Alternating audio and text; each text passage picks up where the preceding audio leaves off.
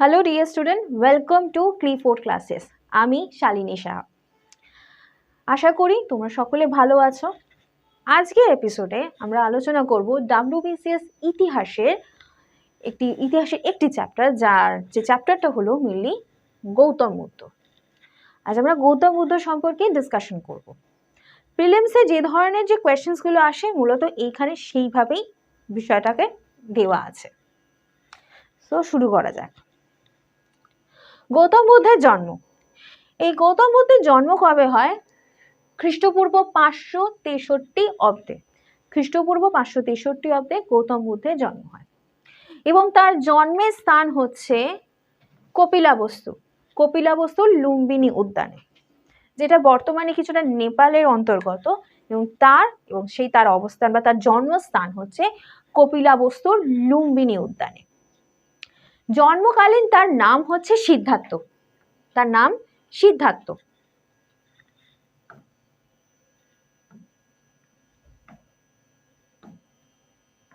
তার নাম হলো জন্মকালীন সিদ্ধার্থ। তার পিতা হলেন শূদ্রদন। তার পিতার নাম শূদ্রদন। তিনি একজন সাক্ষ্যরাজ বা একজন সাক্ষ্য গণরাজ বলতে পারো সেটা। তার মাতা হলেন মহাদেবী এবং মাসি গৌতমী। মায়াদেবী বা মহামায়াদেবী ইনি মূলত কিন্তু গৌতম বুদ্ধের জন্ম দেওয়ার পরেই কিন্তু তার মৃত্যু হয়। তারপরে গৌতমের যে মাসি গৌতমী, তিনি কিন্তু গৌতম পুত্রকে মানুষ করেন। গৌতম পুত্রের পত্নীর নাম হচ্ছে যশোধরা, পুত্র হলেন রাহুল। তার ঘোড়ার নাম হচ্ছে কণ্টক। এবং গৌতম বুদ্ধ যখন পরবর্তীকালে তিনি যখন দীক্ষা লাভের জন্য বা তিনি জ্ঞান লাভের জন্য তিনি যখন অগ্রসর হন, তার প্রাথমিক পর্যায়ে তার দীক্ষাগুরুর নাম কি?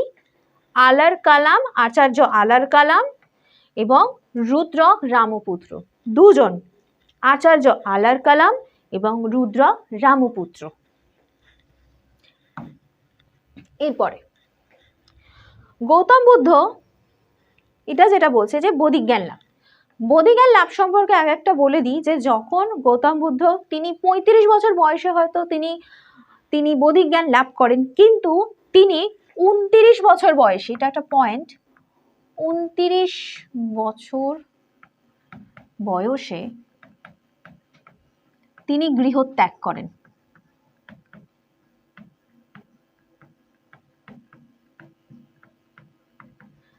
যাকে মহাবিনী নিষ্কমন বলা হয়।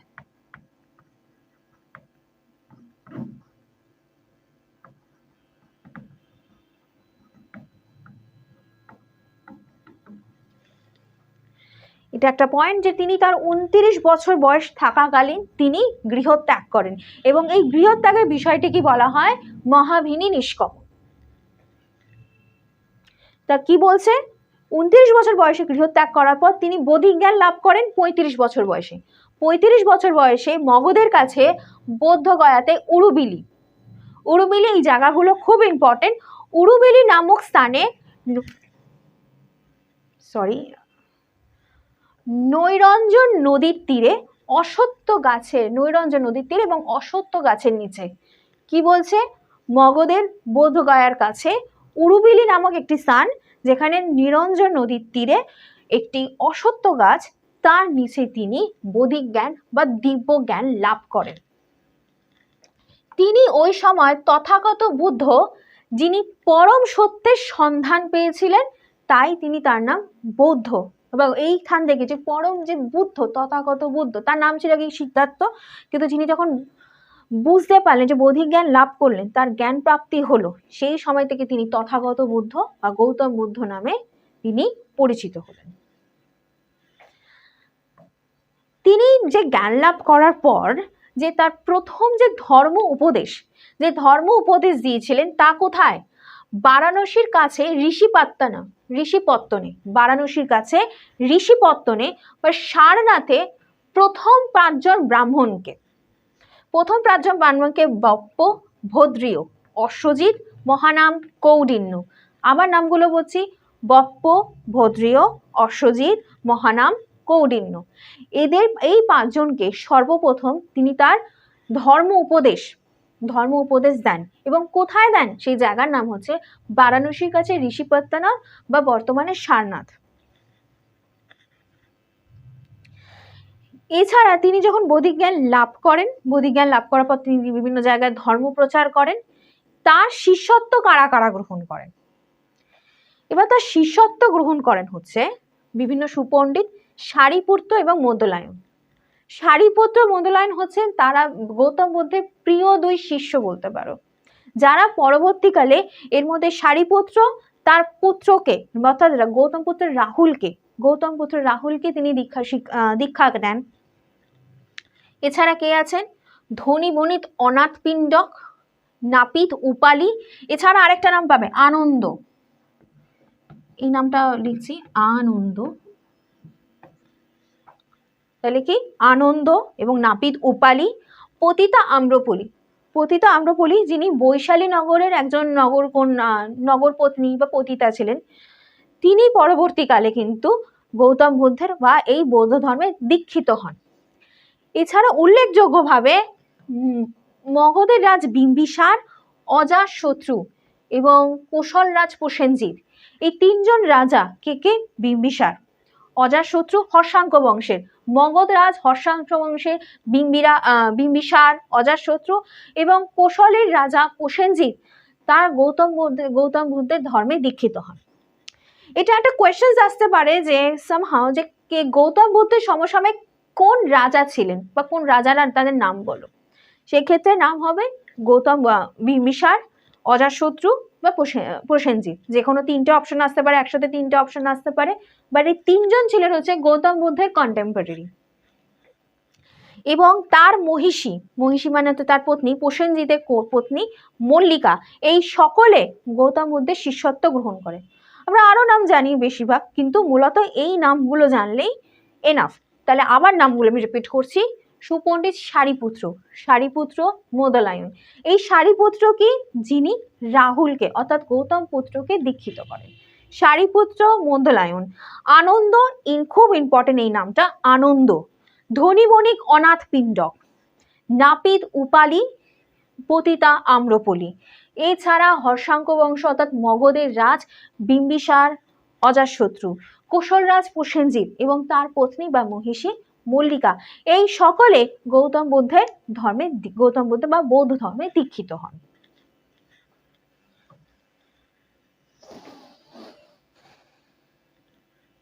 এবার যে গৌতম বুদ্ধের যে এই যে ধর্মের যে শিক্ষা বা যে ধর্ম উপদেশ, সেটা কি? মূলত পালি ভাষায় তিনি কিন্তু ধর্ম প্রচার করতেন। এই সময় কি তৎকালীন সময় সংস্কৃত অর্থাৎ ব্রাহ্মণদের প্রতিপত্তি ছিল এবং সংস্কৃত ভাষাই ব্রাহ্মণদের মধ্যে সব থেকে বেশি প্রচলিত ছিল, কিন্তু এই পালি ভাষা জনসাধারণের মধ্যে খুব প্রচলিত ছিল। জনসাধারণ,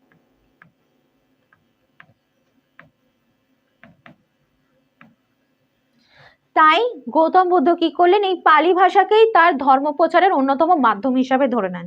তাই গৌতম বুদ্ধ তাহলে মূলত কি পালি ভাষায় গৌতম বুদ্ধ তার ধর্ম প্রচার করেন।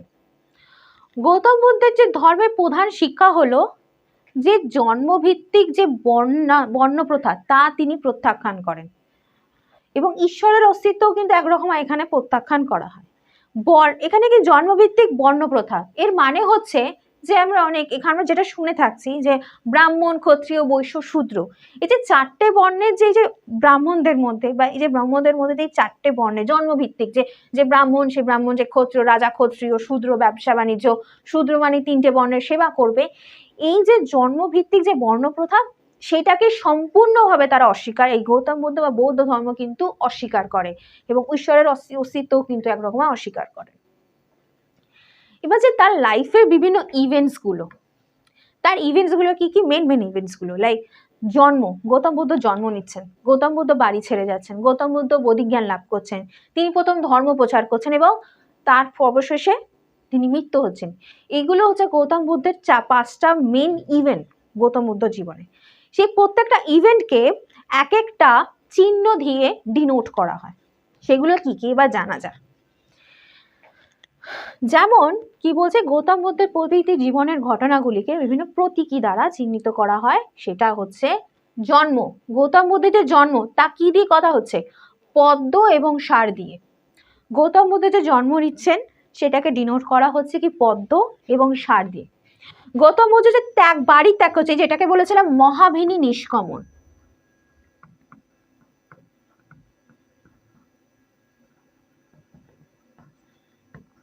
মহাভিনী নিষ্কমন, এই মহাভিনী নিষ্কমন বা যে গৌতম বুদ্ধ বাড়ি ছেড়ে যাচ্ছেন 29 বছর বয়সে, সেটাকে বলা হচ্ছে, সেটাকে ডিনোট করা হচ্ছে কাকে দিয়ে, ঘোড়া বা অশ্বকে দিয়ে। গৌতম বুদ্ধ যে বোধি জ্ঞান লাভ করছে, গৌতম বুদ্ধ যে বোধি জ্ঞান লাভ করছেন 35 বছর বয়সে তোমার উরুবিলি নামক স্থানেতে নরঞ্জন নদীর তীরে অশ্বত্থ গাছের নিচে, যে তিনি যখন 35 বছর বয়স থাকাকালীন তিনি যে জ্ঞান লাভ করছেন, এই জ্ঞান লাভের এই বিষয়টাকে ডিনোট করা হচ্ছে বোধি বৃক্ষ দিয়ে। তারপর তিনি নির্মাণ লাভ করছেন, নির্মাণ লাভ করছেন কি পদচিহ্ন দিয়ে। এখানে আরেকটা পয়েন্ট, যে তিনি প্রথম ধর্ম উপদেশ, যেটা প্রথম সারনাথে তিনি দিয়েছিলেন, সারনাথের মৃগদাব, যেটা আমরা আগের স্লাইডে পড়লাম, ধর্মোপদেশ। এই ধর্ম উপদেশকে চক্র দিয়ে বলা হয়। আবার বলছি, ধর্ম উপদেশ যেটা প্রথম সারনাথে দিয়েছিলেন, এই যে এই পয়েন্টটা, এই যে তার ধর্ম উপদেশ, এই যে বারাণসীর কাছে ঋষিপাত্তা নামে তিনি যে দিয়েছিলেন, এইটাকে ডিনোট করা হচ্ছে চক্রের মাধ্যমে। ধর্মোপদেশ চক্র, নির্মাণ লাভ পদচিহ্ন দিয়ে, এবং ফাইনালি মৃত্যু হচ্ছে, তার মৃত্যুকে ডিনোট করা হচ্ছে, গৌতম বুদ্ধের মৃত্যুকে স্তূপ দ্বারা ডিনোট করা হচ্ছে। তাহলে আবার পুরোটা বলছি, আমি এটা স্পষ্টত লিখে দেওয়ার চেষ্টা করছি।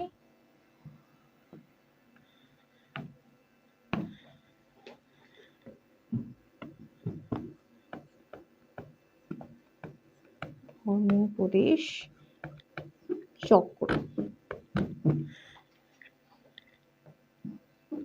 চক্র। তাহলে তার গৌতম বুদ্ধের যে বিভিন্ন ঘটনাগুলো, সেইগুলি হলো গৌতম বুদ্ধ জীবনের। তা হচ্ছে জন্ম, জন্ম বলা হচ্ছে পদ্ম এবং ষাঁড় দিয়ে। তিনি গৃহত্যাগ করছেন, যাকে ডিনোট করা হচ্ছে ঘোড়া বা অশ্ব মাধ্যমে। তিনি বোধিজ্ঞান লাভ করছেন, বোধিজ্ঞান লাভ করছেন বৃক্ষ বা বোধি বৃক্ষের দ্বারা। তিনি ধর্ম উপদেশ দিচ্ছেন, বোধিজ্ঞান লাভ করার পর যে তিনি প্রথম ধর্ম উপদেশ দিচ্ছেন, সেটাকে চক্রের দ্বারা ডিনোট করা হয়। তিনি নির্মাণ লাভ করছেন, তা পদচিহ্নের মাধ্যমে ডিনোট করা হয়। আর ফাইনালি গৌতম বুদ্ধের মৃত্যুকে স্তূপ দ্বারা ডিনোট করা হয়। এবার বলছে কি বৌদ্ধ ধর্মের যে দর্শন, এই দর্শন কি বলছে, মানব দেহ শারীরিক মানসিক উপাদান মূলত 5টি জিনিস দিয়ে তৈরি, 5টি উপাদান দিয়ে তৈরি। তা হলো কি রূপ, জ্ঞান, বেদনা, বিজ্ঞান, সংস্কার। এগুলো কোয়েশ্চেন ছোট ছোট আসতে পারে, যে বৌদ্ধ ধর্মের দর্শন 5টা মূলত দর্শন কি, যে রূপ জ্ঞান, তাহলে তা হচ্ছে রূপ, জ্ঞান, বেদনা, বিজ্ঞান, সংস্কার। এবার গৌতম বুদ্ধের যে মূল যে তার ধর্মের যে ভিত্তি, তা হবে এই আর্য সত্য। এটাই হবে গৌতম বুদ্ধের ধর্মের মূল ভিত্তি। এই বৌদ্ধ ধর্মের মূল ভিত্তি হচ্ছে কি আর্য সত্য। আর্য সত্য কি, তিনি দেখছেন এই আর্য সত্যকে কিসের উপর বলছেন, যে জগৎ দুঃখময়, এই গোটা জগৎ হচ্ছেন দুঃখময়। কামনা, বাসনা, তৃষ্ণা, আসক্তি, এই সবকিছুই হচ্ছে দুঃখের কারণ। মানে আমরা যা পাচ্ছি না, সেটাই তো আমরা, তার থেকেই তো আমরা কি দুঃখ করছি। সেটাই বলছে কি এই কামনা বাসনা তৃপ্তি যদি না হয়, আসক্তি না হয়, সেইগুলোই হচ্ছে কি দুঃখের কারণ। দুঃখের কারণগুলি ধ্বংস করতে দুঃখের হাত থেকে নিষ্কৃতি পাওয়া। তার মানে কি আমি যে কারণে দুঃখগুলো পাচ্ছি, সেই আমাকে সেখান থেকে বিরত থাকতে হবে, কি তাই সেই দুঃখের হাত থেকে নিষ্কৃতি পাওয়া। অ্যান্ড ফাইনালি এর কারণগুলি ধ্বংস করার উপায় তিনি দেখছেন, যে উনি যেন জ্ঞানটা লাভ করলেন, ফাইনালি জ্ঞান রিয়েলাইজ করছেন যে এই জগৎ দুঃখময়। দুঃখময় কেন, এই যে কামনা বাসনায় তৃপ্তি, এই তৃপ্তি থেকে আমাদের নিষ্কৃতি পেতে হবে, এবং এই নিষ্কৃতি পাওয়ার উপায় এই 4টে জিনিসের ওপর অবলম্বন করেই হচ্ছে আর্য সত্য, যা হচ্ছে বৌদ্ধ ধর্মের মূল ভিত্তি। এবং এই দুঃখময় জীবন থেকে এই আর্য সত্য যে লাস্টে যেটা বলছে যে এই কারণগুলি থেকে ধ্বংস পাওয়ার উপায়, এই উপায়টা অবলম্বন করতেই প্রয়োজন হবে হচ্ছে এবার অষ্টাঙ্গিক মার্গের। তার মানে কি আমরা আর্য সত্যতে কি কি পড়েছিলাম? জগৎ দুঃখময়, কামনা বাসনা তৃপ্তি, এখান থেকে দুঃখের কারণ, তার হাত থেকে নিষ্কৃতি পেতে হবে, নিষ্কৃতি পাওয়ার উপায়। এই নিষ্কৃতি পাওয়ার উপায়গুলো অবলম্বন করতে গেলে আমাদের অষ্টাঙ্গিক মার্গ বা 8টা পথ অবলম্বন করাটা জরুরি, যেটা গৌতম বুদ্ধ বলেছেন। কি কি বলেছেন এবার দেখা যাক। এইটাকে খুব ভালোভাবে অষ্টাঙ্গিক মার্গের মধ্যে কোনটা নয় কোনটা, এইগুলো কিন্তু এইভাবে কোয়েশ্চেন্স গুলো আসে। সেখানে কি বলছে? সৎ বাক্য, যা বলবো সত্য বলবো, সৎ বাক্য, সৎ কার্য, সৎ জীবন, সৎ চেষ্টা, সৎ চিন্তা, সৎ সংকল্প, সৎ দৃষ্টি, অ্যান্ড ফাইনালি সৎ সমাধি। আবার বলছে এই 8টা মার্গের কথা: সৎ বাক্য, সৎ কার্য, সৎ জীবন, সৎ চেষ্টা, সৎ চিন্তা, সৎ সংকল্প, সৎ দৃষ্টি, সৎ এবং সৎ সমাধি। এই 8টা পন্থ ফলো করলেই আমরা আমাদের মানে উনি বলছেন যে আমরা নির্মাণ লাভ করব বা দুঃখের হাত থেকে আমরা নিষ্কৃতি পাব। এবার ওনার যে বৌদ্ধ ধর্ম বা যে বুদ্ধের যে কোনো না কোনো একটা ধর্মের ওপরই বা কোনো গ্রন্থে লিখেছেন, ওনার যে ধর্মোপদেশগুলো গ্রন্থে লিখেছেন সেই বিষয় এবার বলতে গেলে বলে যে ওনার যে ধর্মগ্রন্থ মূলত পালি ভাষায় রচিত এই ধর্মগ্রন্থ, যাকে বলা হয় ত্রিপিটক। ত্রিপিটক মানে হচ্ছে 3।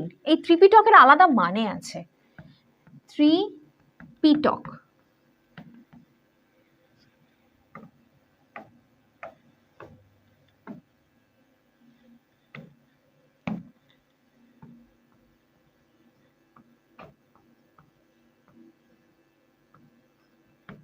যেখানে ত্রি কথার মানে হলো 3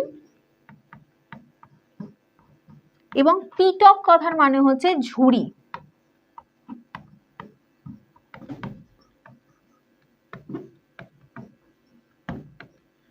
কি বললাম? এই যে ত্রিপিটক, এই ত্রিপিটক কি পালি ভাষায় রচিত এবং তার আলাদা মানে হচ্ছে ত্রি মানে 3, পিটক মানে হচ্ছে ঝুড়ি।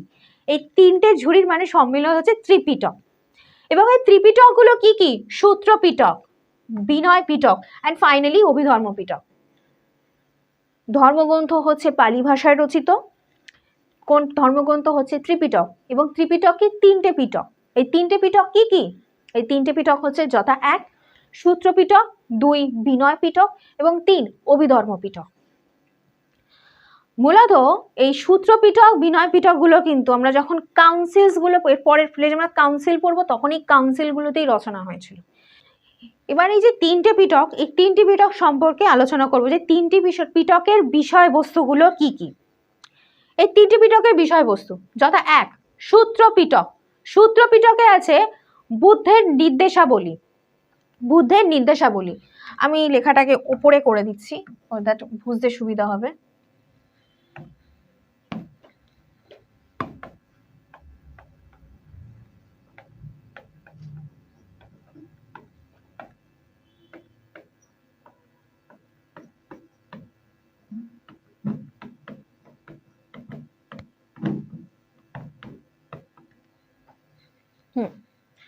এই যে 3টে পিটক আমি আগেই বললাম যে সূত্র পিটক। সূত্র পিটকের বিষয়বস্তু হচ্ছে বুদ্ধের নির্দেশাবলী। বুদ্ধ যা যা নির্দেশ দিয়েছেন তাই এই সূত্র পিটকেই বলা আছে।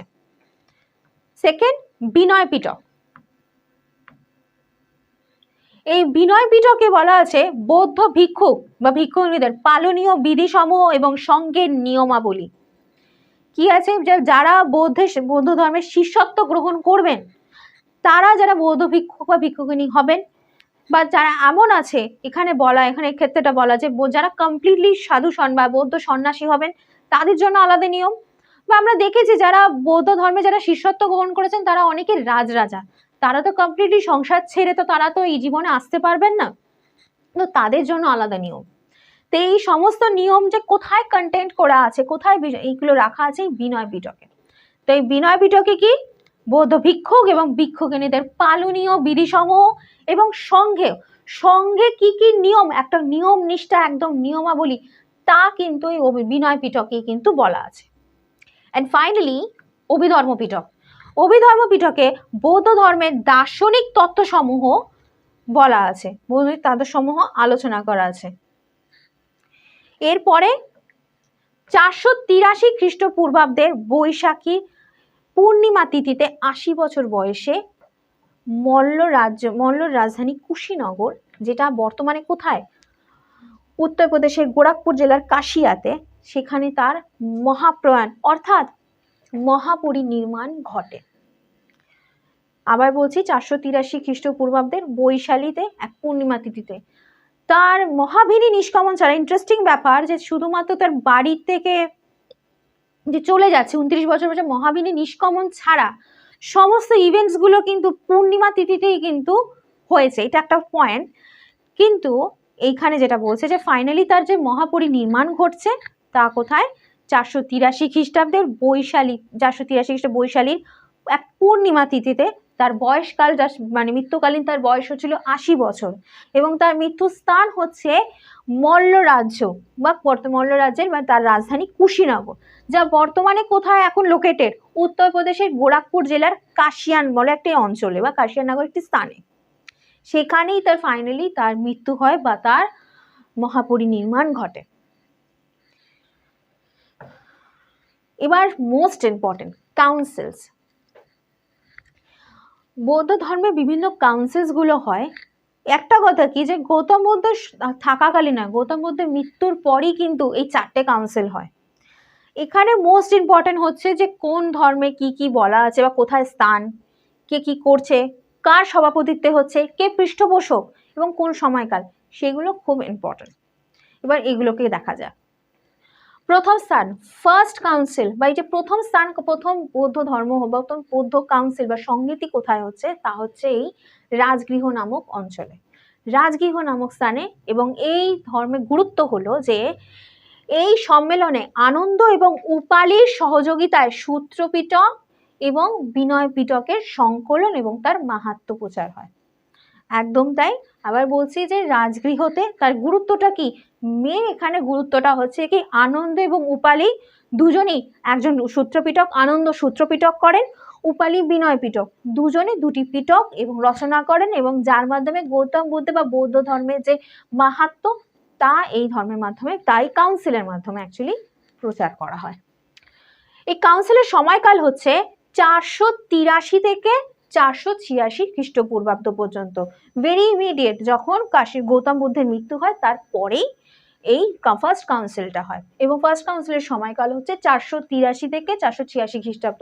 আমরা আগের স্লাইডেই পড়েছি যে 483 খ্রিস্টাব্দে খ্রিস্টপূর্বাব্দে 483 খ্রিস্টপূর্বাব্দে গৌতম বুদ্ধের মৃত্যু হয় বা মহাপরিনির্মাণ ঘটে তার। এই ফার্স্ট কাউন্সিলের সভাপতিত্ব করেন কে, মহাকাশ্যপ। ফার্স্ট কাউন্সিলের সভাপতিত্ব বা চেয়ারম্যানশিপ থাকেন, তিনি হচ্ছেন মহাকাশ্যপ। এবং এই সভাপতি বা এই কাউন্সিলের পৃষ্ঠপোষক ছিলেন হচ্ছে শাসক অজাতশত্রু, শাসক অজাতশত্রু, হর্ষাঙ্ক বংশের অজাতশত্রু এই ফার্স্ট কাউন্সিলের সভাপানি পৃষ্ঠপোষক করেন, এই পৃষ্ঠপোষকতা ছিলেন, এবং সভাপতি ছিলেন হচ্ছে মহাকাশ্যপ। এবার সেকেন্ড কাউন্সিল। সেকেন্ড কাউন্সিল কি হচ্ছে, বৈশালীতে বৌদ্ধ ধর্মাবলম্বীরা মহাসাংগ্রহিক এবং স্থবিরবাদী অধীনে দুভাগে ভাগ হয়ে গেছিল। এই ব্যাপারটাকে আমি বলছি, এটা মেন বিষয় এখানকার মোস্ট গুরুত্বপূর্ণ, যে মহাসাংগ্রহিক এবং স্থবিরবাদী সেকেন্ড কাউন্সিলের পর কিন্তু বৌদ্ধ ধর্মের মধ্যে একটা হালকা একটা বিভেদ দেখা যায়, একটা ভাগ হয়ে যায়। ভাগগুলো কি, মহাসাংগ্রহিক এবং স্থবিরবাদ। এই মহাসাংগ্রহিক স্থবিরবাদের মধ্যে ব্যাপারটা হচ্ছে যে একজন গৌতম বুদ্ধ যা বলেছেন তা কঠোরভাবে মেনে চলবেন, এবং অন্যজন তা কি করবেন, অর্থাৎ এটা স্পেশালি স্থবিরবাদের ক্ষেত্রে আমরা যেটা দেখব যে স্থবিরবাদীরা তারা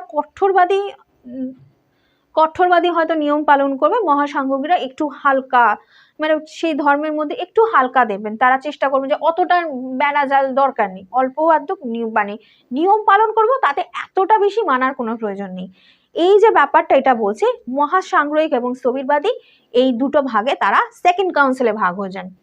তার সময়কাল ছিল হচ্ছে 383, অর্থাৎ 100 বছর পরেই, প্রায় 100 ফার্স্ট কাউন্সিলের 100 বছর পরেই হয় হচ্ছে এই কাউন্সিলটা হয় সেকেন্ড কাউন্সিল।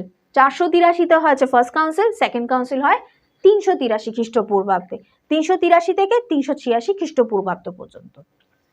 এই কাউন্সিলের সভাপতিত্ব করেন হচ্ছে মহাসবির যশ। এই কাউন্সিলের সভাপতিত্ব করেন কে? মহাসবির যশ। এবং পৃষ্ঠপোষক ছিলেন হচ্ছে কালাশোক।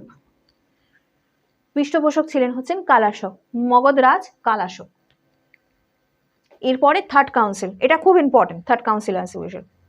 এই কাউন্সিলটা হয় হচ্ছে পাটলিপুত্রে। এই কাউন্সিলের অন্যতম গুরুত্বপূর্ণ বিষয় হলো এই কাউন্সিলে অভিধর্ম পিটকের রচনা হয়। আমরা কি বলেছি? ফার্স্ট কাউন্সিলে সূত্র পিটক এবং বিনয় পিটক রচনা হচ্ছে, এবং থার্ড কাউন্সিলে এসে তৈরি হচ্ছে বৌদ্ধের যে দার্শনিক তত্ত্ব, এই অভিধর্ম পিটকটা এই থার্ড কাউন্সিলে এসে সংকলন হচ্ছে। এই থার্ড কাউন্সিলের সময়কাল হচ্ছে 251 থেকে 250 বিসিই। 251 থেকে 250 বিসিই। এই কাউন্সিলের সভাপতিত্ব করেন কে? মঙ্গলীপুত্র তিস্য। মঙ্গলীপুত্র তিস্য এই কাউন্সিলের সভাপতিত্ব করেন বা চেয়ারম্যানশিপে থাকেন। এবং এই কাউন্সিলের পৃষ্ঠপোষক ছিলেন হচ্ছে সম্রাট বা শাসক মহাসম্রাট অশোক। আমরা জানি চন্দ্রগুপ্ত বা মৌর্য সাম্রাজ্যের অন্যতম একজন শাসক। তিনি পরবর্তীকালে আমরা সবাই জানি কলিঙ্গের যুদ্ধের পর তিনি বৌদ্ধ ধর্মের প্রতি বৌদ্ধ ধর্মের অনুরাগী হন। তার অনুপ্রেরণায় এই কাউন্সিলটা বা থার্ড কাউন্সিলটা সময় হয়। এরপর ফাইনালি এই চতুর্থ কাউন্সিল। চতুর্থ কাউন্সিল হচ্ছে কাশ্মীরের জলন্ধর বা কুন্দল বিহারে।